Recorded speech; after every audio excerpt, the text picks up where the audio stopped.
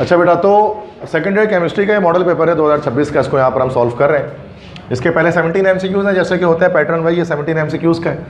तो section A के अंदर अब देखते हैं इसके कितने MCQs। हमने यहाँ पर चैप्टर जो पढ़े हैं, चैप्टर नंबर 7 आज हमें स्टार्ट करना था, मतलब 8 स्टार्ट करना था, हमने 7 चैप्टर पढ़े, तो बाकी नहीं पढ़ा हुआ। तो देखते हैं उससे कितने MCQs आ रहे हैं, नहीं आ रहे, क्योंकि MCQs तो सबसे आते हैं। तो इससे स्कीम ऑफ पेपर भी पता लग जाएगा हमें किससे कितने MCQs आ रहे नहीं आ रहे। फर्स्ट MCQs है the oxidation states of the elements of group 7A is dash. 7A group के ऑक्सीडेशन स्टेट हमारे पास क्या होते हैं? 7A ग्रुप का वैसे एक होता है वैलेंसी और एक होता है ऑक्सीडेशन स्टेट। वैलेंसी तो हमारे पास -1 होती है, लेकिन वैलेंसी नहीं पूछ रहे हैं, ऑक्सीडेशन नंबर पूछ रहे हैं। उसमें हमारे पास मल्टीपल, नॉन मेटल्स में तो आपको पता है मल्टीपल ऑक्सीडेशन स्टेट्स होते हैं। चैप्टर 1 से MCQs है ये, ठीक है। अब देखो, अब ये हमारे पास इसका जो करेक्ट आंसर है, तो ये हमारे पास है -1 +1 +3 +5 +7। मैं आपको बताया तो एक्सप्लेन भी कर देता हूँ कैसे। -1 तो होती है, तो 7A ग्रुप के तो -1 होगी। +1 भी हो सकते हैं, जैसे देखो मैं कंपाउंड लिख देता हूँ अलग अलग। हाइपोक्लोरस एसिड लिख देता हूँ +1 वाले के लिए, +3 के लिए HClO2 chloric acid, chlorous acid, +5 वाले के लिए HClO3 क्लोरिक एसिड, और +7 के लिए HClO4 पर क्लोरिक एसिड। ये सबसे आसान तरीका है इसको पहचानने का। अब HClO में अगर आप देखोगे ना, तो इसको ऑक्सीडेशन एसिड क्या निकलेगा हमारे पास +1, HClO2 में हमारे पास निकलेगा +3, HClO3 में निकलेगा +5, और इसमें क्या निकल जाएगा -8 और +1 कितना हो जाएगा +7। तो आप यहाँ देख सकते हैं जो हैलोजिन है, जैसे कि क्लोरीन है, ये हमारे पास। अच्छा, HCl अगर हम लिखते हैं तो HCl में क्या निकल रहा है -1। तो आप देख सकते हैं -1 +1 +3 +5 +7 सारे ही ऑक्सीडेशन नंबर हमारे पास आते हैं। तो ये बुक में भी लिखा हुआ है कि -1 +1 +3 +5 +7 ये सारे रखता है। तो ये अलग अलग जो ऑक्सी एसिड्स होते हैं ना क्लोरीन के, तो उसमें ये आपको सारे ऑक्सीडेशन नंबर दिखते हैं। सिर्फ -1 ऑप्शन में है भी नहीं। -1 क्या है, वो वैलेंसी है। वैलेंसी एक होती है, सिंगल होती है। ऑक्सीडेशन नंबर डिफरेंट भी हो सकते हैं एक ही एलिमेंट के, अलग अलग, ठीक है। तो ये हमने चूँकि चैप्टर 12 नहीं पढ़ा था फर्स्ट टाइम में, तो ऑक्सीडेशन नंबर को इतनी अच्छी तरह से हम नहीं जानते थे, इसकी वजह से। सेकंड आ जाए, तो ये तो चैप्टर 1 से MCQs आ गया बेटा। सर ये सेकंड भी हमारे पास चैप्टर 1 से आ रहा है। This S block element form super oxide, super oxide ये, हाँ, this S block element form super oxide when burning air. Super oxide कौन बनाता है? लिथियम हमारे पास जो है वो बनाता है नॉर्मल ऑक्साइड, सोडियम बनाता है परऑक्साइड, और पोटेशियम, रुबिडियम, सीजियम ये बनाते हैं सुपर ऑक्साइड। तो क्या आंसर हो जाएगा? पोटेशियम हो जाएगा बेटा। तो ये तो आसान हो गया। Next, this metal, the metal is used in making jewellery and also serve as catalyst. Jewellery में किसको इस्तेमाल कर कैटलिस्ट के तौर पे कौन है बताएं? सही करें आसान, आप बताएं। Platinum, PET। प्लेटिनम से ज्वेलरी भी बनाई जाती है और कैटलिस्ट के तौर पे भी ऑसवाल्ड प्रोसेस में इस्तेमाल करते हैं for the preparation of nitric acid. ये भी हमारे पास चैप्टर 1 से 3 MCQs आ गए बेटा, लाइन से। जो देखो सीक्वेंस से चला है, चैप्टर 1 के 3 है। स्कीम याद रखिएगा, ठीक है, फिर एंड में बताइएगा क्या स्कीम। तो यहाँ से स्कीम निकाल लें हम लोग। उसके बाद चैप्टर नंबर 2 स्कीम आएगा, उसमें हफ्ते 10 दिन में स्कीम भी आ जाएगी आपके पास, लेकिन अभी भी हम चेक कर सकते हैं कि किस चैप्टर से कितना आ रहा है, और इतना ही आता है, आपको पता है, चेंज नहीं होता। चैप्टर 2 में हमारे पास चौथा MCQ, the coordination number of निकल in the complex compound this is dash. अब कोऑर्डिनेशन नंबर क्या होता है? The number of ligands accepted by central metal atom. So number of lone pairs accepted by central metal atom. अब जो ethyl diamine bidentate ligand है, 1 2 देगा और 2 कितना देगा 4। NO2 मोनोडेंटेट लिगेंड है, 1 देता है, तो NO2 2 हमारे पास है, तो कितना देगा हमारे पास ये 2, तो 4 + 2 कितना हो गया 6, तो इसका 6 हो गया हमारे पास कोऑर्डिनेशन नंबर। कोऑर्डिनेशन नंबर अलग चीज़ होती है, ऑक्सीडेशन नंबर अलग चीज़ होती है। ये बात मैं हर बार आपको बताता हूँ। ऑक्सीडेशन नंबर के लिए हमें चार्ज लगाना पड़ जाएगा, लेकिन ये कोऑर्डिनेशन नंबर ये डेंटिसिटी की मदद से बनाते हैं हम लोग। डेंटिसिटी पता होना चाहिए। तो उसके बाद अच्छा, इससे एक ही MCQs आया हमारे पास, सही है। उसके बाद चैप्टर 3 आ गया direct. The knocking of internal combustion engine can be reduce by the following petroleum process. Reforming of petroleum, तो बहुत डिटेल में बताया था मैंने आपको रिफॉर्मिंग का प्रोसेस। इसके बाद नेक्स्ट MCQ नंबर 6 है कि welding gas among the following is dash. ये भी चैप्टर 3 है। तो आपको पता है कि वेल्डिंग किस गैस से की जाती है? मतलब पढ़ा है कभी? नहीं पढ़ा, चले मैं बताता हूँ। इथाइन इसका आंसर है, क्रिएट इथाइन, जिसको हम लोग एसिटाइलिन भी कहते हैं। जब इथाइन को या एसिटाइलिन को जलाया जाता है ना बेटा, तो बहुत हाई फ्लेम से जलता है, हाई टेम्परेचर पे जलता है ये। उससे हमारे पास जो फ्लेम पैदा होती है उसको ऑक्सी एसिटाइलिन फ्लेम कहा जाता है। इससे क्या होता है? वेल्डिंग कर सकते हैं, मेटल्स वगैरह को वेल्ड करने के लिए। ये चैप्टर 3 का ही है, जो एक टेबल लिस्ट बनी हुई थी ना एंड में चैप्टर के ऑर्गेनिक कंपाउंड्स के इस्तेमाल, तो उसके अंदर था। तो ये इथाइन का एक यूज़ है कि इसको हम लोग वेल्डिंग के लिए इस्तेमाल करते हैं। एनईडी में भी आती है एमसीक्यूज पास पेपर में कि ethyne gas is use for welding. Clear है? इंजीनियरिंग वाले तो ऐसे ही याद रखें लास्ट में इसको। नंबर 7 है this pair of compound represent functional group isomerism. Okay, दोबारा चैप्टर 3। कौन सा हमारे पास फंक्शनल ग्रुप, अच्छा वैसे चैप्टर 4 का है, चूंकि आइसोमेरिज्म जो है ना वो चैप्टर 4 में, हमने 3 में शायद पढ़ा है, लेकिन है ये चैप्टर 4 का टॉपिक, याद रखिएगा। This pair of compounds represent 4 नहीं सॉरी 4 में तो नोमेनक्लेचर है। This pair of compound represent functional group isomer. Functional group isomer कौन है? 1 ब्यूटीन 2 ब्यूटीन तो नहीं हो सकता, ये पोजीशन आइसोमर हो गया। इथेनॉल एंड डाइमिथाइल ईथर, ये है। इथेनॉल होता है C2H5OH और डाइमिथाइल होता है C3CH3OCH3। तो ये दोनों में फंक्शनल ग्रुप अलग अलग है। तो ये हमारे पास जो है वो दिस इज क्या हो गया हमारा, ये फंक्शनल ग्रुप आइसोमर हो गया। क्लियर है? पता नहीं सबको? अच्छा, एन ब्यूटेन आइसोब्यूटेन भी कौन सा हमारा आइसोमर है? Chain isomer. पोजीशन कहाँ से? Chain isomer. चेन आइसोमर है ना एन ब्यूटेन आइसोब्यूटेन, नहीं पता? ठीक है, okay. Diethyl ketone and methyl propyl ketone, metamerism, metamer ketone की सर बहुत बेसिक है। ठीक है, तो ये चैप्टर 5 से आ गया। नेक्स्ट हमारे पास है, इसे लूजिंग है क्या इसमें? ठीक है, नेक्स्ट हमारे पास 8 है benzene Burns with smoky flame because of it's dash high carbon. बिल्कुल हाई कार्बन परसेंटेज की वजह से वो काले धुएं के साथ जलता है, क्योंकि कार्बन डाइऑक्साइड ज़्यादा प्रोड्यूस करता है। सही है, तो अभी तक तो सब आता है, इतनी कोई मुश्किल चीज़ नहीं है, मतलब पड़ी हुई चीज़ें हैं ज़्यादातर, मैक्सिमम भी हमें चीज़ें आ रही हैं। आगे देखते हैं, तो जो चैप्टर नहीं पढ़ा है कन्फ्यूजन उसमें आएगी, तो वो देखेंगे कि कैसे हो।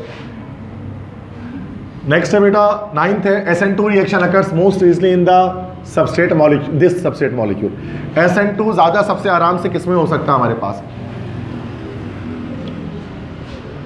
अब SN2 की बात कर रहे हैं। SN2 का मतलब हमारे पास क्या हो गया? कौन सा चाहिए हमें? कौन सा डिग्री? 1 डिग्री चाहिए। प्राइमरी कौन सा इन सब में से? ओके, मिथाइल आयोडाइड भी है, इथाइल आयोडाइड भी है। सबसे ज़्यादा इजीली किसमें होगा? जिसमें सबसे कम स्टेरिक एंट्रेंस होगा। सबसे कम किसमें? मिथाइल में। तो सबसे ज़्यादा इजीली SN2 यही इसी में होगा। वैसे तो इथाइल आयोडाइड में भी होगा, लेकिन मोस्ट इजीली मिथाइल आयोडाइड में होगा। ठीक है, थोड़ा सा कंफ्यूजिंग MCQs था। 10th Lucas reagent is a mixture of, जो तो आज टेस्ट भी इसका है, जिंक क्लोराइड HCl, आज टेस्ट भी है इसका हमारे पास, लुकास रिएजेंट। नेक्स्ट है क्लेमेंसन रिडक्शन है, ये नहीं होगा, ये हमारे पास है चैप्टर नंबर आज जो पढ़ना था 8, क्लेमेंसन रिडक्शन और वुल्फ क्रिस्टन रिडक्शन। 2 तरह की रिडक्शन हम लोग पढ़ेंगे, क्लेमेंसन और वुल्फ क्रिस्टन रिडक्शन। इन दोनों को हम लोग जो है वो अल्डिहाइड कीटोन को एल्केन में कन्वर्ट कैसे करते हैं, जब मैं पढ़ाऊंगा तो बता दूंगा। इसका आंसर अल्केन है। ये अगरचे पढ़ा नहीं है बट बता सकते हैं, चैप्टर नंबर 9 का MCQs है ये। Formic acid is naturally found in dash, किसमें पाया जाता है? सही बताएं, सही कह रहा है। अच्छा, इसमें ये बुक के MCQs है जो थोड़ा सा कंफ्यूजिंग है। देखो सी ये तो नहीं है, विनीगर तो नहीं है, क्योंकि विनीगर में हमारे पास है एसिटिक एसिड, बटर में ब्यूटारिक एसिड है, हटा दो उसको, अब बच गया ये भी, तो पहले एलिमिनेट कर दिया। अब ये कंफ्यूजिंग है सब बच्चों के लिए। बी स्टिंग और वेनम ऑफ एंट्स, मतलब शहद की मक्खी के डंक में पाया जाता है कि वेनम ऑफ एंट्स, एंट्स के वेनम में पाया जाता है। देखो फॉर्मिक एसिड का जो वर्ड निकला है ना बेटा, वो निकला है फॉर्मिका से, और फॉर्मिका लैटिन वर्ड एंट के लिए होता है ना भाई, छुट्टियों के लिए हम लोग कहते हैं। तो बीज में शहद, जो शहद की मक्खी होता है ना, उसमें नहीं पाया जाता, ये पाया जाता है एंट्स के अंदर, एंट्स के अंदर पाया जाता है। लेकिन एक मसला है, तो यहाँ पर लिखा हुआ venom of ants, venom of ants, ये थोड़ा सा ये ग्रामेटिकल मिस्टेक कर दी गई है, क्योंकि venom is the poison which is present inside snakes, मतलब जो सांपों का जो जहर होता है ना उसको वेनम कहा जाता है। बाकी तो हम नहीं, एंड्स में तो वेनम थोड़ी ना होता उसके अंदर, उसको हम जहर थोड़ी ना बोल सकते। तो वो रेड एंड्स में भी वेनम तो नहीं होता उसका, वो केमिकल है बस वो, तो बस ग्रामेटिकल मिस्टेक है, ऑप्शन यही है इसका। ये बुक का MCQs है, बुक में भी है चैप्टर 9 के अंदर। तो ये थोड़ा बच्चे कर बीज स्टिंग लगा देते हैं, ये वेनम ऑफ एंड्स होगा इसमें, ठीक है। लेकिन वेनम होता नहीं है उसके अंदर, वेनम तो जान से मार देता है इंसान को, तो रेड एंड्स में तो ऐसा नहीं होता कोई जहर। 13th उसके बाद है saponification is the formation of soap, वैसे तो ये चैप्टर 10 है। By direction of fat and oil with dash, matric में पढ़ा होगा आप लोगों ने, पता है पढ़ा है आप लोगों ने ना, मैट्रिक में पढ़ा था last chapter industrial chemistry, soap की formation. Saponification is a process by which soaps are made. उसमें क्या होता था, फैट और ऑयल का रिएक्शन किसके साथ कराते थे, याद है किसी को, NaOH और KOH से करा रहे होते थे। सोडियम हाइड्रोक्साइड या पोटेशियम हाइड्रोक्साइड से स्ट्रॉन्ग बेस से रिएक्शन कराया जाता है तो उससे क्या बनता था, हमारे पास सोप बनता था। तो स्ट्रॉन्ग बेस को और क्या कहा जाता है, अरे तुम लोगों को पता ही नहीं, alkali. Alkali means a strong base, NaOH KOH। Saponification भूल गए मैट्रिक क्लास, अभी तो पढ़ा था 2 साल पहले। 2 साल ही तो हुआ है पढ़े मैट्रिक, 50 साल पहले भूलना पड़ा है। 14th है ड्रग दैट लोअर, अच्छा ये चैप्टर 11 है। Drug that lower the body temperature to normal are known as, जैसे पैरासिटामोल वगैरह, उसको अच्छा पता है आप लोगों को ये, yes, antipyretic drugs. Antipyretic drugs किसको कहा जाता है, जो बॉडी टेम्परेचर को लो करते हैं, मतलब जो बुखार उतारते हैं, एंटीपायरेटिक ड्रग, जैसे पैरासिटामोल हो गया आपका, पैनाडोल वगैरह, ये चैप्टर 11 के अंदर आएगा। 15th है this element is used to build strong bones and teeth. चलो यार ये तो ऐसे ही हो गया, चैप्टर वैसे ही है, बायोकेमिस्ट्री है, चैप्टर 10 है। 16th है ओजोन इज प्रोड्यूस्ड, ये चैप्टर 12 है, environmental chemistry. Ozone is produced in the stratosphere region due to photochemical reaction of sun rays and dash. अबे CFC से तोड़ता है उसको, बनाता थोड़ी ना ओजोन को। क्लोरोफ्लोरोकार्बन तो ओजोन को डिप्लेट करेगा, बड़ा हो गया मैट्रिक में ये भी। O2 ऑक्सीजन के साथ रिएक्शन होता है तो ओजोन की फॉर्मेशन होती है। मैट्रिक में पढ़ा नहीं ओजोन फॉर्मेशन, मैट्रिक में पूरा चैप्टर था इसके ऊपर, तो इसके लिए सेकेंड में पढ़ने की जरूरत नहीं है, ऑलरेडी आना चाहिए आपको ये। तभी तो आखिरी के चैप्टर में बोलता है इतना बच्चे पढ़ते नहीं, बेसिक चीज़ें कौन पढ़ता है ये सब। नेक्स्ट देखें, लास्ट MCQs है। अब ये मुश्किल है क्योंकि चैप्टर 13 जो है ना बिल्कुल ही, बल्कि नहीं इसमें भी चलो आसान आ गई है। ये चैप्टर 13 है। चैप्टर 13 हमारे पास क्या है, चैप्टर 13 हमारे पास है स्पेक्ट्रोस्कोपी। अच्छा, स्पेक्ट्रोस्कोपी में बहुत सारे टाइप्स हैं, इसमें से एक टाइप इंफ्रारेड। अच्छा, ये जो टाइप जिसमें डालेंगे मैट्रिक में पढ़ा हुआ। अब याद करो चैप्टर 7 एनालिटिकल केमिस्ट्री, उसमें 2 टाइप पढ़ी थी स्पेक्ट्रोस्कोपी की, एक IR इंफ्रारेड स्पेक्ट्रोस्कोपी और दूसरा अल्ट्रावायलेट विजिबल, याद है। तो उसमें एक था IR, और मेरे स्टूडेंट उनको तो पता ही हो गया यार, कम से कम इतना तो पढ़ाया था। तो बाकी चलो नहीं बता रहे, समझ में ऐसा रट्टा मार लिया था हमने, बाकी को तो रट्टा नहीं लगाया था मैंने। IR स्पेक्ट्रोस्कोपी से हम क्या डिटरमाइन करते थे, किसी को याद है, इंफ्रारेड स्पेक्ट्रोस्कोपी से। अब इतना तो बताना पड़ेगा यार, भूल गए सब। IR पूरा डिटेल पूरा बताया था पुराने कैंपस मोल्ड कैंपस में, याद नहीं है। अरे अल्लाह के बंदे, फंक्शनल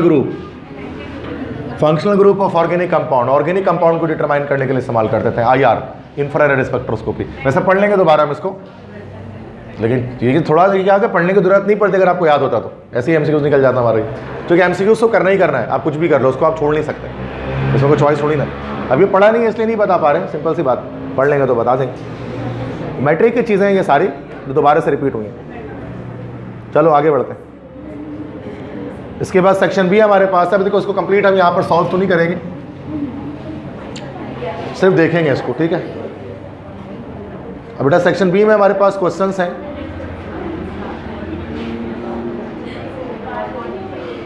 तो देखिए, देखते हैं कितने सवाल, हमें सवाल निकालने यहाँ से कुछ तो मसला हो गया। अच्छा, बॉटनी आ गया, वही मैं कह रहा हूँ कैसा सवाल आ गया, तो पढ़ा ही नहीं है, आउट आ गया। इतना आउट तो नहीं आता कभी, बहुत ज़्यादा आउट हो गया। चलो सुने आप, सेक्शन बी के अंदर 9 क्वेश्चन करने, 4 निकलने हैं लाजमी ऑर्गेनिक, सभी देखते हैं निकल रहे कि नहीं। Define flame test, briefly explain why alkali alkene metal produce coloured flame in this test, state the flame colour of any 2 alkali metal. तो ये चीज़ हमने फ्लेम टेस्ट के अंदर लिखा है, ये हो जाएगा हमारे पास। अगर ये कर लिया तो और करके ये करने की नीड नहीं है, एक सवाल तो अटैम्प्ट हो रहा है। और करके यहाँ क्या, गिव रीजन फॉर एनी 4, किसी 4 का, या तो ये कर लें या 4 का रीजन दे दें। तो रीजन देख लेते हैं। Boiling point of halogen increase down the group in the periodic table.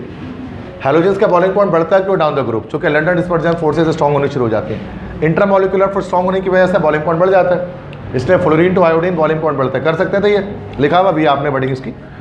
Electronegativity decreases regularly from top to bottom in s block element, चूंकि एटॉमिक रेडियस बढ़ जाता है इस वजह से इलेक्ट्रोनेगेटिविटी कम हो जाती है। पढ़ा है हमने, बहुत सारी रीजन किया चैप्टर 1 में। Third, alkali metals are good conductor of electricity because they contain free electron, electropositive nature के होते हैं, ये भी हो जाएगा। मैं शॉर्ट में बता रहा हूँ, एक लाइन आप उसको खींच काट के 2 लाइन कर सकते हो, कोई ऐसा मसला नहीं है। मैं थोड़ी ना पूरा बताऊंगा तो बहुत टाइम लग जाएगा, 6 घंटे का लेक्चर हो जाएगा, 1 घंटे के अंदर मुझे खत्म करना है। Fluorine is the strongest oxidizing agent because it can gain electron most easily. That's why it is the strongest oxidizing agent. पढ़ा है ना भाई हमने ये कि फ्लोरीन सबसे बेहतरीन ऑक्सीडाइजिंग एजेंट होता है क्योंकि इलेक्ट्रॉन इजीली गेन कर पाता है, क्योंकि जो सबसे आराम से रिड्यूस हो सकता है वो सबसे इजीली ऑक्सीडाइजिंग एजेंट होता है, सबसे अच्छा रिडक्शन सबसे इजीली हो सकती है ना फ्लोरीन की, because it can gain electron easily, that's why it is the best oxidizing agent. Clear है? ये तो 4 तो हो गए, 5वें की जरूरत नहीं, फिर भी कर लेते हैं। Multidentate ligands are known as chelating ligand. Multidentate ligands को चिलेटिंग लिगेंड क्यों कहते हैं? Because they can donate multiple electron pairs to central metal atom, that's why they make a crab claw like structure, that is called chelate. पढ़ाई हमने chapter 2 के अंदर chelating ligand, chelating agent, जो मल्टीडेंटेट या polydentate ligands को हम कह रहे थे। मल्टीडेंटेट मतलब पॉलीडेंटेट लिगेंड होता है। क्लियर है? तो भाई ये भी निकल रहा है, ये भी निकल रहा है, आपको करना कोई है कि जो आपको समझ में आए वो करो। एक सवाल तो 100% निकल गया हमारा, ठीक है? कोई मसला? क्या पता आपको फ्लेम टेस्ट नहीं आता तो रीजन कर लो, रीजन नहीं आता तो फ्लेम टेस्ट कर लो। नेक्स्ट करते हैं हम लोग क्वेश्चन 2 क्या, right the properties of beryllium that it shows it's unique behaviour in group 2A, also right the reasons why beryllium does not react with cold water and steam. अब beryllium का मैंने आपको बताया था कि जो बेरिलियम 2A ग्रुप का पहला एलिमेंट होता है बेरिलियम, उसकी प्रॉपर्टी थोड़ी सी डिफरेंट होती है बाकी तमाम एलिमेंट से, because of its smaller atomic radius. Atomic radius जी, क्योंकि इसका एटॉमिक रेडियस कम होता है जिसकी वजह से ये हमारे पास जो है वो यूनिक बिहेवियर शो करता है ग्रुप 2A के अंदर। उसकी 3 प्रॉपर्टी लिखनी है, इसी वजह से कोल्ड वाटर स्टीम से रिएक्शन करता नहीं है। लेकिन चलो मान लेते हैं कि इसको आप नहीं करो, चॉइसेस से छोड़ दे, दूसरा करते हैं। Define D block elements, why do they form coloured compound, explain it in terms of crystal field theory. ये तो 100% हो जाएगा, सबसे बहुत ही मेन क्वेश्चन है, ठीक है? क्लियर है? 2 सवाल निकल गए। IUPAC एम तो करना ही करना, ये अभी मैं सॉल्व भी कर देता हूँ उसको, ये भी निकल गया, 3 सवाल निकल गए। टोटल करने कितने हैं? 4, तो बस एक और निकालना है, वो तो निकलना ही निकलना है, कुछ भी करो, ठीक है? नेक्स्ट देखते हैं, right IUPAC names of the following complexes. ठीक है, IUPAC नेम लिखना है कॉम्प्लेक्सेस का। तो ये हमारे पास क्या हो जाएगा इसका, अगर हम इसको नाम ऊपर लिख दे रहा हूँ तो सबसे पहले हमारे पास टेट्रामाइन हो जाएगा हमारे पास। ये थोड़ा टाइम कम नहीं है इसलिए मैं थोड़ा तेज़ी में बताऊँगा। टेट्रामाइन, उसके बाद Cu हो गया, तो ये क्या कॉपर हो जाएगा, ऑक्सीडेशन नंबर यहाँ से 2 निकल जाएगी इसकी, और एंड में क्या हो जाएगा, आता है करना ये टेट्रामाइन कॉपर 2 सल्फेट। इसका नाम क्या हो जाएगा, दो लिगेंड है, नाइट्रोसिल भी है और साइनो भी है। अल्फ़ाबेटिकल ऑर्डर फॉलो करेंगे, पहले साइनो फिर नाइट्रोसिल, ऐसा ही है। तो 5 साइनो है तो फिर क्या हो गया, पेंटासाइनो, उसके बाद नाइट्रोसिल, Fe नेगेटिव चार्ज लगा हुआ है तो फेरेट, ऑक्सीडेशन नंबर छोड़ो अभी, आखिरी में क्या आ जाएगा, आइन। अब ऑक्सीडेशन नंबर निकाल लेते हैं, डायरेक्ट निकालते हैं, सिर्फ इसी का है ना, माइनस का 5, उधर गया प्लस का 5 हो गया, प्लस का 5 माइनस से मिला तो क्या बन गया 3। क्लियर है? डायरेक्ट मैं वर्बली निकाल दे रहा हूँ, आप पूरा उसको सॉल्व भी कर सकते हैं। नेक्स्ट है, अब ये देखो, इसमें हमारे पास ऑक्जेलेटो क्लोरो, पहले C आ जाएगा, बल्कि नहीं पहले तो K आएगा। K क्या होता है, कैटन का नाम पहले, पोटेशियम। ट्राई पोटेशियम नहीं लिखना, मैंने आपको बताया था, उसकी तादाद नहीं बताएंगे। पोटेशियम, पोटेशियम के बाद डाई क्लोरो, उसके बाद डाई ऑक्जेलेटो, डाई ऑक्जेलेटो हो गया। इसके बाद क्या आएगा, क्रोमेट आएगा ना, क्रोमेट, ऑक्सीडेशन नंबर। अब Cl का यहाँ पर -2 होता है, ऑक्सीलेट का 1 का -2, 2 का क्या हो गया -4, तो 6 आ जाएगा। क्लियर है? क्योंकि ऑक्सीलेट का माइनस होता है ना, बाइडेंटेट लिगेंड है। अब यहाँ देख लो, En और NO2, इथाइलाइन डाइअमाइन, नाइट्रो, E पहले आता है तो ये 20 हो जाएगा, 2 है ना, ऑर्गेनिक लिगेंड है, बिस इथाइलिन डाइअमाइन, उसके बाद NO2 नाइट्रो, 2 है तो क्या हो जाएगा, डाई नाइट्रो, पीटी क्या हो जाएगा हमारे पास, प्लैटिनम, ऑक्सीडेशन, अच्छा ऑक्सीडेशन नंबर छोड़ो, आखिरी में क्या आएगा, क्लोराइड। अब ऑक्सीडेशन नंबर निकालते हैं, -2 ये रहा, -2 ये रहा, ये 0 हो गया, 4 आ गया। आता है ना सबको, मैं जल्दी कर रहा हूँ तो आपको क्लियर हो जाता है, सिखाया बहुत डिटेल में सिखाया इसको कैसे किया जाता है। तो ये निकल गया। अब देखो ये हमारे पास, अब आगे देखते हैं क्वेश्चन 5 है, describe the preparation and 2 properties of, अच्छा ये हमारे पास सारे चैप्टर नंबर 11 से, ये हमने पढ़ा ही नहीं अभी, बहुत आसान है। लेकिन ये प्रिपरेशन बतानी है नायलॉन की और PVC की। PVC पॉलीविनाइल क्लोराइड है, विनाइल क्लोराइड का पॉलीमर है। शायद मैंने आपको एडिशन पॉलीमर में पता नहीं पीवीसी कराया है या पॉलीथीन कराया है। एडिशन पॉलीमर के क्या रहा है, पॉलीथीन का, क्योंकि पीवीसी भी उसी तरह बनता है चैप्टर 11 में। और नायलॉन हमारे पास, ये भी हमारे पास एक पॉलीमर होता है, तो उसकी इक्वेशन होती है और 2 प्रॉपर्टी होती है। चैप्टर 11 में मोस्ट इंपॉर्टेंट क्वेश्चन है, वो हम कर लेंगे वहाँ पर। इसके बाद चैप्टर नंबर 12 आ गया, देखो ये डिफाइन ग्रीन हाउस। अच्छा, ये आप मैट्रिक क्लासे भी कर सकते हैं। Define green house gases, how green house gases cause to global warming. Matric का पूरा छाप दो उठा के हो गया ये। वहाँ लॉन्ग ही तो याद किया था हमने मैट्रिक में, उसको याद है, global warming green on effect. Same कर सकते हैं, लेकिन दोबारा पढ़ा देंगे उसको मैं, यहाँ ऐसा नहीं कि यहाँ दोबारा नहीं पढ़ेंगे। तो 12 यहाँ पर इसका हो सकता है देखा जाए तो। चैप्टर 12 का जो क्वेश्चन ये आ रहा है चैप्टर नंबर, चूंकि हमारे पास जो इनऑर्गेनिक केमिस्ट्री है ना, इनऑर्गेनिक के साथ जनरल केमिस्ट्री मिक्स होती है हमारे पास है। तो देखो लिखा हुआ भी होता है, अगर मैं आपको दिखाऊँ ना, ये सिर्फ इनऑर्गेनिक नहीं होता। सेक्शन बी में देखिए inorganic general chemistry. General chemistry कौन सी है, जो लास्ट के चैप्टर हमारे पास 11, 12, 13, इसको कहते हैं जनरल केमिस्ट्री। तो उसमें उसके भी सवाल ऐड होते हैं, जैसे एक सवाल ऐड हो रहे हैं। अब यहाँ पर देखिए, ये जो हमारे पास है, ये चैप्टर 13 का हमारे पास है। What information about the structure of a molecule we get from mass spectroscopy, give the application of mass spectroscopy. ये तो हम छोड़ देंगे क्योंकि इसमें बहुत सारे टॉपिक्स हैं। इंफ्रारेड स्पेक्ट्रोस्कोपी, अल्ट्रावायलेट है, मास स्पेक्ट्रोस्कोपी है, NMR है। तो काफ़ी आप देखोगे ना लेक्चर भी मेरा यूट्यूब पर, तो काफ़ी सारे लेक्चर इसके हैं। तो बेहतर है कि इंसान इस सवाल को अटैम्प्ट ही ना करे, क्योंकि ये बहुत ही इतना एंड में चैप्टर 13 तक आपका इतना हौसला रहेगा भी नहीं पढ़ने का, तो जो छोड़ ही देता बच्चा इसको। तो बाकी शुरू के सवाल अटैम्प्ट करते, सब यही करते हैं। मैं आपको गेस्ट पेपर, जब ये टारगेट पेपर की वीडियो नहीं है, जब मैं टारगेट पेपर की डालूंगा तो उसमें मैं आपको बता दूंगा आपको क्या करना है, क्या छोड़ना है। अभी तो मैं आपको इसे मॉडल पेपर एनालाइज कर रहे हैं, ठीक है। अब आ जाए ऑर्गेनिक के अंदर कितने ऑर्गेनिक में कितने सवाल निकालने हैं हमें बताइए। 5 सवाल निकाले, तो 5 देखते हैं 5 अभी निकल रहे कि नहीं निकलेंगे तो आगे पढ़ना ही पड़ेगा, फिर सिंपल सी बात। पहला define bucky ball, explain its structure and write two properties. Bucky ball तो हो जाएगा। अगर नहीं होता है तो ये define homologous series and write 3, ये भी हो जाएगा। तो दोनों आता है इसका। ये चैप्टर नंबर हमारा 3 से आ गया, ठीक है। चैप्टर भी मेंशन कर देना साथ में। 9 है ये वाला जो मैंने दिया था, 2 organic compounds A and B are given as follows. Ethene दिया हुआ है और इथाइन दिया हुआ है। अब क्या करें इसके बारे में, हो तो लाजमी जाएगा ये, तो इतना तो पढ़ा है हमने इसको, चैप्टर 5 है ये। Draw the orbital structure of compound A, वो मैंने बनाया, इन्हीं का आएगा पेपर में। इथीन का स्ट्रक्चर बना दिए वो जो फर्स्ट में किया था, और स्पेसिफाई हाइब्रिडाइजेशन बताइए उसमें क्या है, वो तो बताएंगे। बॉन्ड एंगल बताइए क्या है, 120 डिग्री बता देंगे, क्लियर है। हाइब्रिडाइजेशन इसकी क्या हो जाएगी हमारी, sp2 बॉन्ड एंगल 120 डिग्री, ठीक है। ए का बताना है सिर्फ, बी का नहीं बताना, बी का तो अलग है, बी का पूछ नहीं रहा, जो पूछा है वही बताना है सिर्फ। Right the ozonolysis reaction of A and B under suitable condition. A और B के ओजोनोलाइसिस का रिएक्शन आप बताइए अंडर सुटेबल कंडीशन। अब दोनों की ओजोनोलाइसिस की जा सकती है। अगर हम इथाइन की करेंगे, इथीन की करेंगे ozonolysis, CH2 double bond CH2, किससे रिएक्शन हमारे पास होगा, ओजोन से। वो 3 से होगा ना बेटा। अच्छा, अभी ये डबल स्टेप मैकेनिज्म है। डबल स्टेप मैकेनिज्म में पहले क्या बनेगा हमारे पास, जिस तरह से हमारे पास आ जाएगा CH2, ये दोनों बॉन्ड ब्रेक हो जाएगा ना, ऐसे बनेगा ये हमारे पास ओजोनाइट। इसके बाद हमारे पास यहाँ से मॉलिक्यूल ब्रेक हो जाएगा ना, किधर से, ऐसे ब्रेक होता है ना ये, Zn से रिएक्शन करके ना, Zn से रिएक्शन करता है जिंक से, तो जिंक ऑक्साइड बनता है, प्लस 2 मॉलिक्यूल हमारे पास बन जाता है CH2O का, मतलब के फॉर्मेल्डिहाइड का। क्लियर है। मैं अब कर भी दे रहा हूँ सॉल्व, कितना पेपर में तो बहुत टाइम होगा, मैं जल्दी में कर रहा हूँ, तो आराम से करना है उसको, सही से सफाई से करना होता है उसको। इसके बाद जो है वो नेक्स्ट क्या हमारे पास है, कहाँ गया, हाँ बी का भी ना, इथाइन का।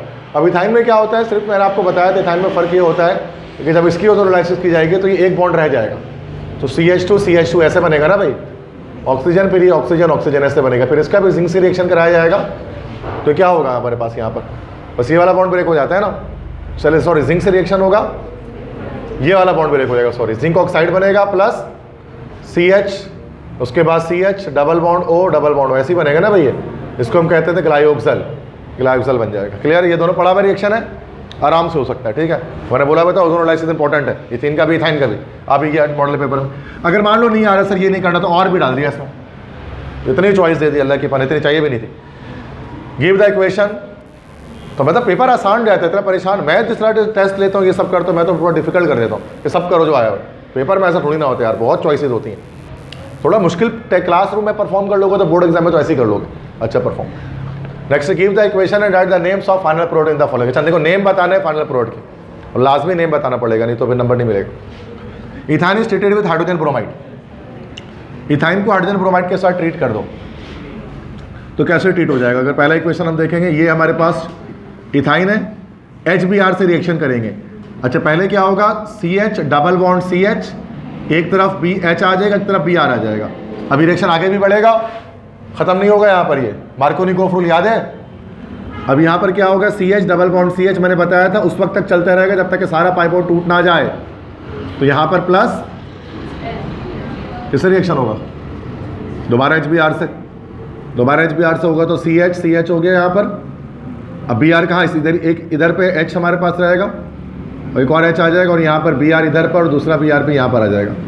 ये बन जाएगा कॉमन नेम में। अगर हम इसको बात करेंगे, अच्छा इसका नाम किस में देना बताया नहीं है, तो मैं डायरेक्ट एक ही नाम देता हूँ, जिमिनल बन गया ना, ये जिमिनल डाई बोरोमाइड। कॉमन IUPAC में बोलेंगे तो 1,1 डाइब्रोमो इथेन। इतनी जगह नहीं है मेरे पास तो मैं नहीं लिखूंगा। नेक्स्ट है 1,2 dibromo ethane stated with alcoholic KOH, elimination dehydro halogenation, याद है 1,2 डाइब्रोमो इथेन। अच्छा 2 स्टेप फिर से क्या करें, 1,2 डाइब्रोमो इथेन का हीट किया गया KOH के साथ, 2 स्टेप पे होगा ना ये भी। तो एक स्टेप में डबल बॉन्ड बनेगा, फिर एक स्टेप में ट्रिपल बॉन्ड बनेगा। देखो कैसे, 1,2 डाइब्रोमो इथेन क्या होता है, ये हो गया 1,2 डाइब्रोमो इथेन। यहाँ पर हम लोग क्या करेंगे, हाइड्रोजन हाइड्रोजन लगा लेते हैं। अब इसका जब KOH से रिएक्शन कराया जाएगा पोटेशियम हाइड्रोक्साइड से, अल्कोहलिक बोल रहा है क्या, हाँ अल्कोहलिक है, तो एलिमिनेशन होगी। तो पहले क्या होगा, एक ब्रोमीन और एक हाइड्रोजन निकल जाएगा, बीटा हाइड्रोजन एलिमिनेट होगा, तो हो जाएगा HC डबल बॉन्ड कार्बन, उसके बाद हाइड्रोजन, फिर एक तरफ आ जाएगा हमारे पास ब्रोमीन, एक तरफ आ जाएगा हमारे पास हाइड्रोजन, सही है। उसके बाद दोबारा से होगा सेम यही स्टेप, दोबारा फॉलो होगा, दोबारा से सेम यही स्टेप फॉलो होगा, दोबारा से KOH से रिएक्शन होगा इन the presence of alcoholic KOH। अच्छा निकलेगा क्या इसके साथ, KBr और वाटर रिलीज होगा ना भाई बाय प्रोडक्ट में, तो ये हमारे पास प्लस, इसमें भी क्या हो जाएगा KBr और वाटर रिलीज हो जाएगा, तो हमारे पास एंड प्रोडक्ट क्या बन जाएगा, इथाइन बन जाएगा, एसिटाइलिन जिसको हम कहते हैं कॉमन में। क्लियर है? मतलब ये सब पढ़ा हुआ है, एग्जैक्टली पढ़ा हुआ और ये आसान है, मुश्किल तो दिया ही नहीं, अभी मुश्किल देखेंगे कि क्या आ रहा है, ये तो बच्चा बच्चा कर सकता है। तीसरा क्या, ethane stated oxygen in the presence of per acetic acid at 100 degree Celsius, ये वो बनेगा ना आपका इपॉक्साइड। जो इथीन का रिएक्शन किससे हो रहा है, O2 से हो रहा है इन the presence of per acetic acid. क्या होता है किस तरह से, ये हमारे पास इथीन आ गया, इसका रिएक्शन किससे, O2 से, हाफ पहले लगा दे रहे हैं बैलेंस करने के लिए, हमें पता है एक ऑक्सीजन आएगा, बैलेंस कर लेंगे। उसके बाद फिर क्या होगा, पर acetic acid CH3C triple OH, पर एसिटिक एसिड होता है ना, ट्रिपल OH, डबल OH होता तो सिर्फ एसिटिक एसिड होता है। तो इसमें क्या बनेगा हमारे पास, इपॉक्साइड बनेगा, ये CH2, एक ऑक्सीजन इधर, एक ऑक्सीजन इधर, सॉरी एक ऑक्सीजन इधर लगेगा और ये साइक्लिक स्ट्रक्चर बन जाएगा। इसको हम लोग क्या बोलते हैं, this is called ethylene epoxide. हो गया तीसरा रिएक्शन भी, ये एक ही स्टेप में हो गया। अगला क्या है, इथाइन स्टेटेड विथ वाटर, ये तो बड़ा इंपॉर्टेंट है, ये दोबारा 2 स्टेप, ये हाइड्रोलिसिस ऑफ इथाइन। पहले बनेगा विनाइल अल्कोहल, फिर टोटोमेरिज्म होगा, और टोटोमेरिज्म के बाद क्या बनेगा, अभी दिमाग आउट हो गया मेरा, इथानल एसिटाल्डिहाइड। तब तेजी में ना तो आगे पीछे हो जाते हैं, ठीक है, तो हो जाते कभी कभार, तो बहुत आसान दे रहे हैं यार, मुश्किल है तो थोड़ा सा बंदा रुके थोड़ी देर के लिए, तो नॉन स्टॉप पेपर कर लेगा बंदा इसका। तो HC ट्रिपल बॉन्ड C, अब ये तो ऐसे ही कर ले बंदा, इतना इंपॉर्टेंट है ये, मैंने आपको बताया था हाइड्रोलिसिस ऑफ इथाइन कितना इजी है, कितना इंपॉर्टेंट है। वाटर से रिएक्शन होगा, ये लास्ट वाला कर रहा हूँ, वाटर से रिएक्शन होगा तो क्या बनेगा, HC डबल बॉन्ड C, एक तरफ H एक तरफ OH आ जाएगा ऐसे ही, H, ये क्या बनेगा, विनाइल अल्कोहल, इसकी होगी टोटोमेरिज्म होगी, और टोटोमेरिज्म में शिफ्टिंग ऑफ हाइड्रोजन यहाँ शिफ्ट करेगा, तो क्या एसिटाल्डिहाइड बन जाएगा, इसको हम बोल देंगे एसिटाल्डिहाइड बोल देंगे, या IUPAC में नाम देना चाहो तो मर्जी के दे दो, इथानल। क्लियर है, ये रिएक्शन पड़ा हुआ है, कुछ भी नया नहीं है, मतलब ये 100% हो सकता है, मतलब हम चाहें तो ये भी कर सकते हैं और करके ये वाला भी कर सकते हैं, अगर ऊपर वाला करो ज़्यादा आसान हो जाएगा, कोई और मसला नहीं। समझ में आ गया, 2 सवाल निकल गए। अब तीसरा सवाल देखते हैं, ये तो करना ही है, डायरेक्ट IUPAC ने इतना मेहनत किया तो ये तो करना ही है ना भाई, फायदा क्या, सारी मेहनत बेकार पानी में चली जाएगी नहीं तो। अब देखते हैं कैसा है, कोई ऐसा तो नहीं आगे मैंने पढ़ाया ही नहीं और आगे, अगर ऐसा तो होगा नहीं, इतना टाइम लगा के अभी चैप्टर तक पहुँचे हैं, अभी भी नहीं आया तो फालतू हो गया, फिर तो पढ़ाना मेरा सारा, अभी तक बच्चे कहते हैं कोर्स खत्म हो जाता है, अब तक तो सर PC वालों का कॉम्प्रिहेंसिव स्टार्ट हो गया और हमारा 7वां चैप्टर चल रहा है, तो भाई तो मैं पढ़ाता स्लो हूँ ताकि कोई सवाल, सब सवाल निकले, कोई बच्चा नहीं बोल सकता सर ये आपने कैसे पढ़ा, हमारा तो सवाल ही नहीं निकल रहा। सही बात है ना भाई, सवाल सारे निकलेंगे इसमें, बिठा दो इसको, ये तो रिकॉर्ड भी होगी, आप चाहो तो उसके स्क्रीनशॉट ले सकते हो, ठीक है। अब वीडियो भी जो देख रहे हैं वो भी स्क्रीनशॉट ले ले भाई, और क्या होगा, यही होगा, इसके अलावा कोई तरीका तो है नहीं। नेक्स्ट देखें, right the IUPAC name of the any following. सबसे पहले ये आ गया, इसका नाम क्या निकलेगा यार, ये कंडेंस है, ओपन करेंगे, तो क्या ओपन कर ले, यहाँ ओपन कर लेते CH, एक CH3 इधर, एक CH3 इधर, carbon double bond oxygen CH, C2H5 दो बार, ओके। C2H5 दो बार का क्या मतलब, एक C2H5 इधर, एक C2H5 इधर, तो मतलब इसको हम खोल देते हैं CH2। एक देखो एक नया लॉजिक लगा दिया उसके अंदर कंफ्यूज करने के लिए, बच्चों को बस कंफ्यूज कर देंगे। देखो ऐसे ही खोल रहा है, यहाँ तो खोल लिया ही हमने CH के साथ दो तरफ CH3, यहाँ CH के साथ दो बार C2H5 था, तो एक बार C2H5 को तो मैंने ब्रांच में खोलिया, दूसरे को मैंने चेन में खोल लिया ताकि हमारे चेन आराम से बन जाए। क्लियर है? तो ये चेन बन गया हमारे पास, कीटोन है ना ये। नंबरिंग कहाँ से करें, 1 2 3 1 2 3 4 लेफ्ट साइड से, तो 1 2 3 4 5 6। पहले क्या, मिथाइल के इथाइल, इथाइल बिल्कुल सही, 4 इथाइल 2 मिथाइल, उसके बाद हेक्स, उसके बाद एन होगा ना, ई हटा देंगे ना, हेक्सेन 3 ओन। क्लियर है? इजी था ये तो, चलो। लेकिन इसमें ये थोड़ा सा फंकारी कर ली इन्होंने यहाँ बच्चों को कंफ्यूज करने के लिए। अब बच्चा ना दो तरह C2H5 लगा के बोलेगा यार ये क्या नाम बनेगा इसका, तो एक को ओपन करना पड़ेगा ताकि चेन खुल जाए हमारे पास। दूसरा देखो, अब ये भी कंडेंस है यार, चलो वही ओपन कर देते हैं। CH3 CH2 ऑक्सीजन, ये कार्बन, कार्बन के दो तरफ CH3, और क्या है C2H5 दो बार, तो उसी तरह से खोल दो CH2 CH3 longest carbon chain. अब चूंकि ईथर आ गया तो ऐसे बना देते हैं, सही है? क्लियर है? तो ये हमारे पास एक ब्रांच, मतलब ये तो सब्स्टिट्यूएंट आ गया ना, इथॉक्सी। नंबरिंग कहाँ से, यहाँ से कर ले, 1 2 3 4। पहले क्या ना, इथॉक्सी के पहले मिथाइल, इथॉक्सी बिल्कुल सही, 2 इथॉक्सी, और 2 पे ही क्या है, मिथाइल। उसके बाद 4 कहाँ से, 4 क्या, 4 कार्बन, अच्छा ब्यूटेन, ठीक है। तो बोलो 4 कहाँ से आ गया, ब्यूटेन, 4 कार्बन वाले के। उसके बाद CH2OH2, ये क्या हो गया, CH2OH2, मतलब CH2OH2, एक OH इधर और एक OH इधर, ये हो गया ना भाई। अब एक ही कार्बन चेन में अल्कोहल है, तो क्या हो जाएगा इसका नाम, मीथ, मीथ। उसके बाद मीथ के बाद फिर एन, फिर 1,1 डाई ओल। बड़ा बेहतरीन स्ट्रक्चर दे दिया यार। तो CH2OH2 पहली बार देख रहे हो, ठीक है, सही बन गया, ये बन तो गया रूल के अकॉर्डिंग, लेकिन पहली बार देख रहे हैं ऐसा कुछ। पता नहीं होता भी है कि नहीं, मुझे नहीं पता एग्जिस्ट करता भी है कि नहीं है, पर बना दी है ऐसे। तो मैंने सुना ही नहीं है कि डाई, मतलब 2 OH एक कार्बन में नहीं दिखता ना, 2 अलग अलग कार्बन पे इथाइल ग्लाइकोल दिखता है, 1 2 इथेन डाइओल, लेकिन एक ही कार्बन पे 2 OH लगा दिया। ओके, ये तो आसान है। नंबरिंग यहाँ से कर लेते हैं, 1 ओपन नहीं करेंगे, डायरेक्ट कर लेते हैं। 1 2 3 4 5। ओके, सबसे पहले तो हमारे पास सब्स्टिट्यूएंट तो कोई है नहीं, तो वर्ड रूट आ जाएगा, टोटल कार्बन 5, तो पेंट, उसके बाद 3 इन, उसके बाद 1, ठीक है। तो ये तो आसान है, तो 4 नंबर तो यहाँ हमारे निकल गए। क्लियर है? तो कितने सवाल हो गए, 3 सवाल हो गए, 2 और करने अभी भी। Identify each of the following with 1 laboratory test. अभी लैब टेस्ट हमारे पास अल्कोहल, फिनॉल, अल्कीन, एल्डिहाइड। अच्छा, इसमें हमने, चलो अभी ऐसा में ये हम कर तो लेंगे, लेकिन मसला है कि एल्डिहाइड का लैब टेस्ट अभी हमने किया नहीं है। टोलेंस रिएजेंट टेस्ट इसके अंदर होता है, फेलिंग सोल्यूशन टेस्ट होता है। ये चैप्टर, इस चैप्टर में जो आज हमें स्टार्ट करना था, चैप्टर 8, तो चैप्टर 8 हमने नहीं पढ़ा अभी। हाँ, अल्कीन का कर लेंगे। अल्कीन का कौन सा टेस्ट, पूरा नहीं करूँगा बेटा, टाइम ज़्यादा नहीं है। ब्रोमीन वाटर टेस्ट हो जाएगा इसमें। अच्छा, अल्कोहल और फिनॉल को भी टेस्ट हम कर सकते हैं, वो रिएक्शन जो अल्कोहल करता है, वो रिएक्शन जो फिनॉल करता है, अलग अलग टेस्ट। अल्कोहल को टेस्ट करने के लिए हम क्या कर सकते हैं, एसिडिक कैरेक्टर टेस्ट कर सकते हैं। एसिडिक कैरेक्टर तो दोनों का ही होता है, सोडियम से रिएक्शन दोनों कर लेगा। तो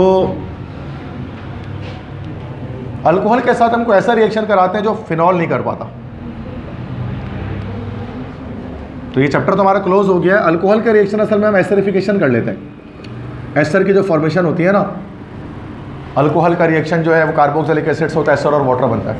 तो ये फिनॉल नहीं करता, तो एक एस्टरिफिकेशन का रिएक्शन कर देंगे वही CH3COOH, मतलब ये वाला रिएक्शन ना, अगर आप जो फर्स्ट टाइम नहीं पढ़ा था, CH3COOH प्लस C2H5OH, ये हमारे पास बन जाएगा CH3COO C2H5 प्लस वाटर। इसमें क्या होगा, फ्रूटी स्मेल इसमें प्रोड्यूस होता है। अच्छा, समय ना एक लेबोरेटरी टेस्ट है, कंफ्यूजिंग इसमें ये चीज़ है ना कि इसमें बता नहीं रहा कि किस दो चीज़ का कंपैरिजन करना है। जैसे एल्डिहाइड से लिख दिया, लेकिन एल्डिहाइड और कीटोन का कंपैरिजन करने के लिए हम लोग फेलिंग सोल्यूशन टेस्ट करते हैं। सिर्फ अल्कीन नहीं, अल्कीन का टेस्ट किसके साथ करना है, हाँ ये भी तो मसला है। अल्कीन का अल्काइन के साथ करना है कि अल्कीन का अल्केन के साथ करना है। अल्कीन का अल्काइन से करेंगे तो फिर वो एसिडिक कैरेक्टर टेस्ट हो जाएगा, अल्कीन का अल्केन के साथ करेंगे तो ब्रोमीन वाटर टेस्ट हो जाएगा। ये क्या हो गया इसमें, पता नहीं, ये सवाल अजीब दे दिया कैसे करेंगे फिर? नहीं करो, छोड़ो, हटाओ उसको, सवाल ही चेंज है। ये वाला कर लो ना, और करके दूसरा कर लो, सब में तो और डाल दिया उन्होंने। डिफाइन क्या, चिराल कार्बन है, कायरल, चिराल कार्बन नहीं, डिफाइन कायरल कार्बन, ये chapter 3। And plane polarise light, explain optical isomerism briefly, हो जाएगा ये कर लो या छोड़ो उसको, गोली मारो, पता नहीं क्या सवाल आ गया, तो समझ ही में नहीं आ रहा सवाल तो छोड़ो, क्योंकि आप कैसे करें टेस्ट, किसके साथ करना है, इतना कॉन्फ्यूज कौन होगा। पता अल्कीन और अल्केन के बीच का कर दिया तो एग्जामिनर चाह रहा था अल्कीन अल्काइन का करो, तो फिर तो अलग हो गया टेस्ट उसका। क्लियर है?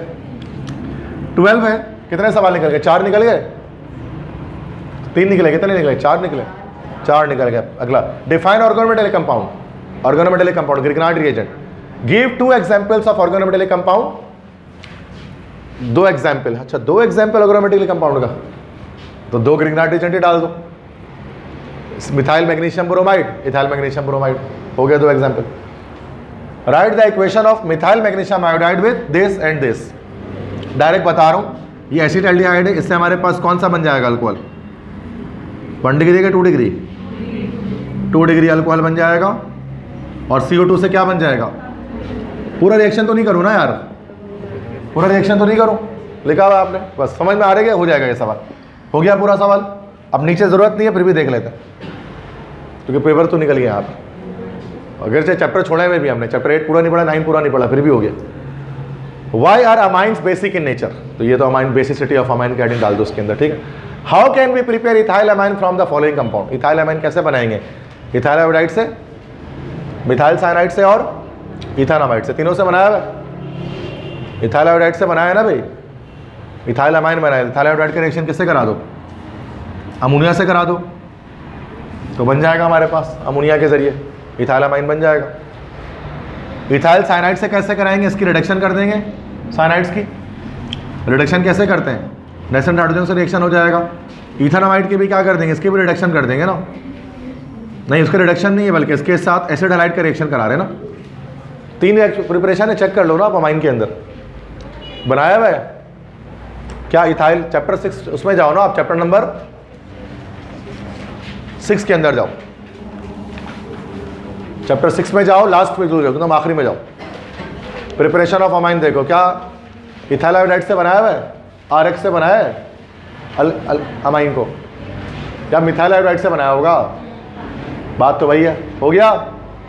मिथाइल साइनाइड से बनाया है, CH3CN से या RCN से, देखो साइनाइड से बनाया, हो गया। अमाइड से बनाया हुआ है, चेक करो, अमाइड से बनाया हुआ है, हो गया, एक एक्स्ट्रा भी हो गया, ठीक है। और देखते हैं, तो देखो मैं कहने का मतलब इतना पढ़ लिया बेटा वो बहुत ज़रूरी है, आगे जो पढ़ने वाला वो उतना इंपॉर्टेंट नहीं है। अब मेरी आदत है, मैं सब पढ़ाता हूँ, मेरी बचपन से आदत है, जब से पढ़ाना शुरू किया तब से आदत है। तो name 4 derivative of carboxylic acid and right the equations of their property. ये चैप्टर नंबर 9 का, ये भी हमने नहीं पढ़ा है, तो उसको आप छोड़ भी सकते हैं, क्योंकि हमारा तो पेपर निकल गया। ये हम 9 में पढ़ेंगे लेकिन हम लोग उसको, ठीक है, तो उस वक्त आपको पूरा पेपर आ रहा होगा फिर ये। अब आ जाते हैं सेक्शन C, बस लास्ट लॉन्ग देख लेते हैं, क्लियर है? लॉन्ग भी देखते हैं, लॉन्ग निकल रहा है कि नहीं निकल रहा, निकल रहा है तो एकदम हैंड टू माउथ निकल रहा है, या फिर एक्स्ट्रा भी चीज़ें आ रही हैं, ये भी देख लेते हैं। अब ऐसा नहीं कि कोचिंग आनी नहीं पता अगले दिन से, ज़रूरत क्या है सर, पूरा पेपर तो निकल गया, कोचिंग आने की ज़रूरत क्या है? तो नॉलेज के लिए हम पढ़ते हैं बहुत चीज़ों को। चले बेटा, सेक्शन C देखें, 4 क्वेश्चन करना है, 2 इनऑर्गेनिक जर्नल से और 2 ऑर्गेनिक केमिस्ट्री से। चलो सबसे पहले explain with the help of diagram of caustic Kellner cell how caustic soda is obtained by electrolysis of aqueous sodium chloride, write 2 advantages and disadvantages of the caustic Kellner process. हो जाएगा ये, हो जाएगा ये, ठीक है। तो ये तो हमारे पास पूरा caustic Kellner cell start centre लिख दो, जो कुछ लिखा है। एक सवाल हो गया, एक और निकालना है, ये तो कर ही लेंगे। Right the balance chemical equation of the following, अभी देख लेते हैं उसको, ठीक है, कि किया हुआ है कि नहीं। अगर नहीं करना है तो उसकी जगह और भी है। Describe various step involve in the extraction of 99.99% pure copper from its chalcopyrite. Draw diagram where necessary, 3 diagram बनती है ना, 3 के 2, हाँ 3 है ना, एक पैसेमराइजेशन की बनेगी, एक रिफाइनिंग ऑफ कॉपर की बनेगी, और एक नहीं 2 ही बनेगी ना, बुक में हाँ फ्रोथ फ्लोटेशन की भी डायग्राम है, पहला स्टेप वाले की कॉन्सेंट्रेशन, ठीक है सही है। तीनों डायग्राम भी बनानी होगी। देखो टाइम से बचना है तो ये कर ले बंदा, अब 3 डायग्राम बनाने में इतना टाइम लग जाएगा, बेहतर है कि इंसान ये करे, लेकिन कर तो दोनों सकते हैं। तो 2 सवाल हमारे यहाँ निकलने वाला है, आगे पढ़ने की नीड नहीं है, बट देख लेंगे किस चैप्टर से आ रहा है। 2 सवाल हो गए, ये चैप्टर 1 से आ गया एक लॉन्ग, एक चैप्टर 2 से आ गया। अच्छा ये जो सवाल है फालूदा लॉन्ग है, फालूदा लॉन्ग मतलब 1 to दोनों मिक्स हो गया इसमें, जो मैं बताया था 8 इक्वेशन है, 8 नंबर है, सही है, बताया था ना आपको। अब mixture of carbon and silicon is heated under elevated temperature. Carbon और सिलिकॉन का रिएक्शन किया जा रहा है हाई टेम्परेचर पे, silicon plus carbon high temperature पे रिएक्शन किया जाए तो SiC बन जाएगा, सिलिकॉन कार्बाइड जिसको हम कहते हैं ना। इक्वेशन देखते हैं ना, अभी एक होना 7 तो बचे में। Phosphorus is put into water, P + H2O, ये तो रेक्टिफिकेशन वाला रिएक्शन था, क्या बनता है इसमें, याद करना था ना इसको, क्या बनता है PH3 और उसके अलावा H3PO4 फॉस्फोरिक एसिड। इसको बैलेंस नहीं कर रहा मैं, ठीक है, बैलेंस देख लेना आप। Bleaching powder is treated with hydrochloric acid, CaOCl2 + HCl, क्या रिएक्शन ये क्या बनेगा, CaCl2 + HOCl, हाइपोक्लोरिक एसिड बनता है, HOCl बनता है ना भाई, यही है क्या, ये ब्लीचिंग पाउडर की रिएक्शन है चैप्टर नंबर 1 के अंदर। अच्छा HOCl के वजह H2O + Cl2 ये बनता है, चेक कर ले ब्लीचिंग पाउडर में होगा, ब्लीचिंग पाउडर का रिएक्शन हाइपोक्लोरिक एसिड के साथ HOCl के साथ, देखा सब, सॉरी ये HCl के साथ, जल्दी देख लो मेरा टाइम नहीं है, मिल गया है नहीं है तो बताना, फिर लिखेंगे लास्ट में, चूंकि मॉडल पेपर का हर चीज़ आना चाहिए। अब ये भी नहीं था तो देखो ये तो बुक से आउट है, तो ये तो अजीब हो गया। ब्लीचिंग पाउडर इज ट्रीटेड हो गया। चौथा, chlorine gas is pass through hot aqueous solution of caustic soda, Cl2 + NaOH, किया भाई ये NaClO3 बनता है ना इसमें, प्लस या वो जो यही वो रिएक्शन है जो अवॉइड किया जाता है इसके अंदर कास्टनर कैलनर सेल में, कि तभी हम क्लोरीन गैस और NaOH को कास्टनर कैलनर सेल में अलग अलग कंपार्टमेंट में बनाते हैं, अपर लोअर में। क्या बनता है बताओ, NaCl + H2O। तो ये वो रिएक्शन है जो अवॉइड किया जाता है किसके अंदर बेटा, लाइक कास्टनर कैलनर सेल में, याद है किया हुआ रिएक्शन सबने ये, okay. Next, copper is treated with concentrated nitric acid, Cu + HNO3, क्या करेगा, कॉपर नाइट्रेट बनेगा प्लस NO2 प्लस, बैलेंस कर लेना इसको, ठीक है। और क्या हुआ रिएक्शन ये जो आखिरी में रिएक्शन कर रहा था, 20 रिएक्शन शायद 22 रिएक्शन उसी में से, चैप्टर 2 का है ये, ठीक है। अच्छा लाइन से जो 4 इक्वेशन शुरू के आए हैं वो चारों कहाँ से आप देख सकते हैं, थोड़ा अगर हम चेक करें चैप्टर 1 से, और आखिरी के 4 शायद चैप्टर 2 से होंगे, देखते हैं अभी पता नहीं है, मैं गैस कर रहा हूँ। कॉपर का तो हो गया चैप्टर 2 से, piece of chromium is put into dilute hydrochloric acid, ये है चैप्टर 2 से। क्रोमियम प्लस HCl क्या बनेगा, CrCl3 प्लस हाइड्रोजन गैस, ये बन रहा है, क्रोमियम का रिएक्शन किया HCl के साथ, चेक कर लो एक बार, ठीक है, चैप्टर 2 में है ये, लाइन से जो इक्वेशन लिखाई है। नेक्स्ट देखो, reaction with between potassium permanganate and FeSO4 in the presence of H2SO4, right ionic equation only.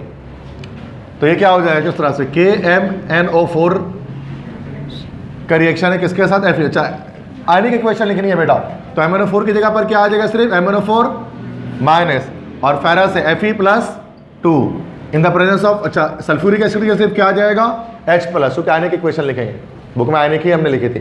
क्या बनेगा हमारे पास इसके अंदर, Fe+2 किस में चेंज हो जाएगा, Fe+3 में, MnO4 - 2 किस में चेंज हो जाएगा, Mn+2 में, और वाटर।